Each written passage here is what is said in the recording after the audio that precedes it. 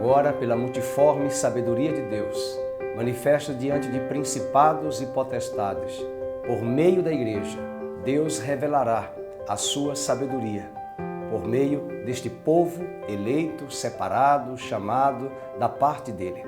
Ser igreja não é um prédio físico. Ser igreja não é frequentar de forma assídua apenas um culto, uma reunião solene. Ser igreja é uma identidade. Paulo diz que nós devemos ser cônscios da nossa verdadeira vocação e devemos andar alinhados com essa vocação que Deus nos comissionou. Um povo, um rebanho, uma noiva, uma lavoura de Deus.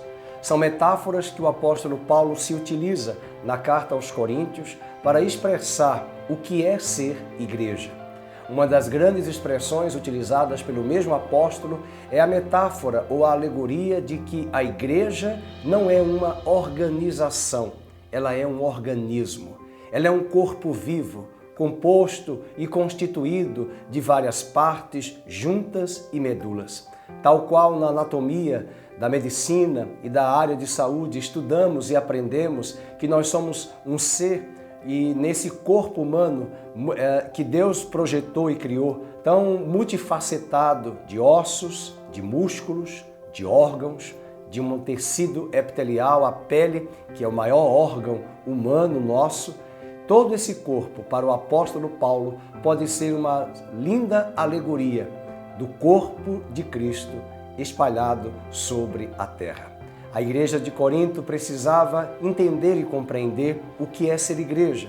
Diante de um desafio tão grande, numa sociedade multifacetada, no Império Romano, judeus e gentios, bárbaros, citas, livres, escravos e tantas etnias e tantos grupos e discursos religiosos daquela época, Deus decidiu, no meio de todas as nações da terra, entre judeus e gentios, separar um povo.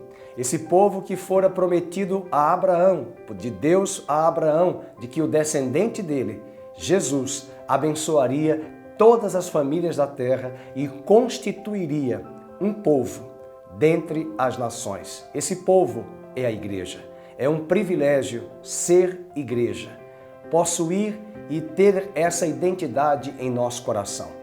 Na carta do apóstolo Pedro, na sua primeira epístola, capítulo 2, verso 9, Pedro diz que nós somos as pedras vivas, a nação santa, o povo eleito, sacerdócio real, propriedade exclusiva de Deus. Nessa mesma carta, o apóstolo Pedro também desafia aos mais velhos na fé a alimentarem os seus neófitos, os filhos novos na fé, com leite espiritual para o crescimento, para o desenvolvimento integral. Desenvolvimento este que em Efésios capítulo 4, Paulo diz que Deus se utiliza de ministérios que ele separa, que ele elege dentro da sua igreja, e a uns ele deu para apóstolos, profetas, mestres, pastores, evangelistas, visando o aperfeiçoamento dos santos, para que os santos, que somos todos nós, aqueles que foram chamados, separados do pecado e transportados para o reino de Deus, estes santos desempenhem com excelência a obra e o chamado para o qual Deus os tem designado. E eu quero desafiar o seu coração a investir na igreja local, procurar uma igreja local para que você possa se integrar e participar, criar raízes. A igreja não pode ser um indivíduo. A igreja não está restrita a uma pessoa, a um ser. Jesus disse, quando 2 ou mais estiverem reunidos em meu nome, ali eu estarei no meio de vós. Precisamos congregar, precisamos frequentar uma igreja local para desenvolver os talentos, os dons que Deus nos tem atribuído. Todos nós somos peças importantes, somos vidas importantes no reino de Deus e nós não podemos nos esquivar ou até mesmo fugir da nossa posição que Deus colocou cada um de nós estrategicamente no seu reino.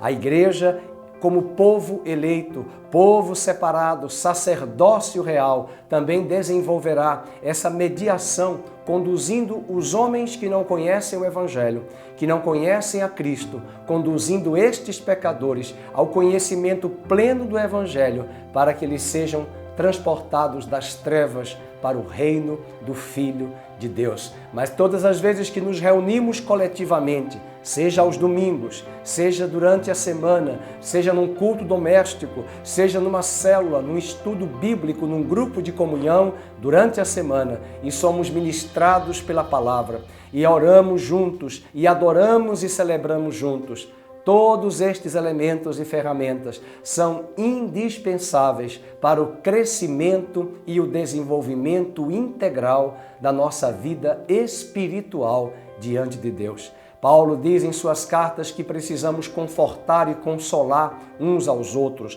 precisamos admoestar, precisamos corrigir, precisamos ensinar a partir das Escrituras e a partir de uma comunidade que vive uma vida prática, a prática do Evangelho. Não apenas a ortodoxia, uma boa teologia na mente e no aspecto racional, mas uma teologia que deságua numa ortopraxia, na vida prática, na vida comum de todos, no nosso cotidiano, dando testemunho na nossa vizinhança, na nossa escola, na universidade, no trabalho, na padaria, na drogaria, no mercado, aonde formos. Como diz Mateus 28 na grande comissão, indo, fazei discípulos de todas as nações, batizando-os em nome do Pai, do Filho e do Espírito Santo.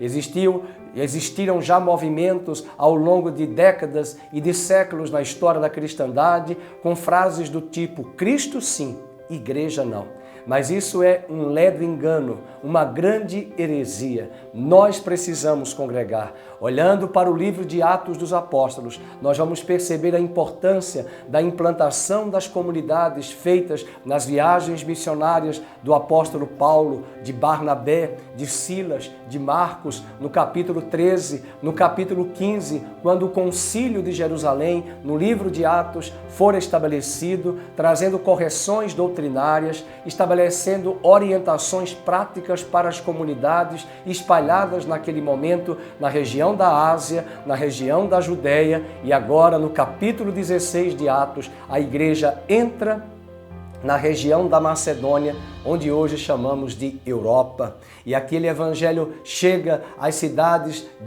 que hoje nós chamamos da região da Europa, e o evangelho começa a se expandir, e Paulo nos mostra em suas cartas, e Lucas registra nestas viagens missionárias, inclusive o capítulo 28 de Atos dos Apóstolos, quando Paulo é preso em Roma.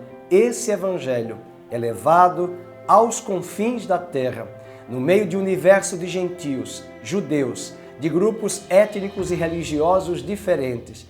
A vida de Cristo foi levada por meio de um povo, de uma comunidade, que em Atos capítulo 11, pela primeira vez, eles foram chamados de cristãos, que significa pequenos cristos, pequenos ungidos, discípulos do Senhor, que traziam a palavra de Deus não apenas em suas mentes, mas em seus corações, em obediência, em fé, em zelo, em amor, em comunidade.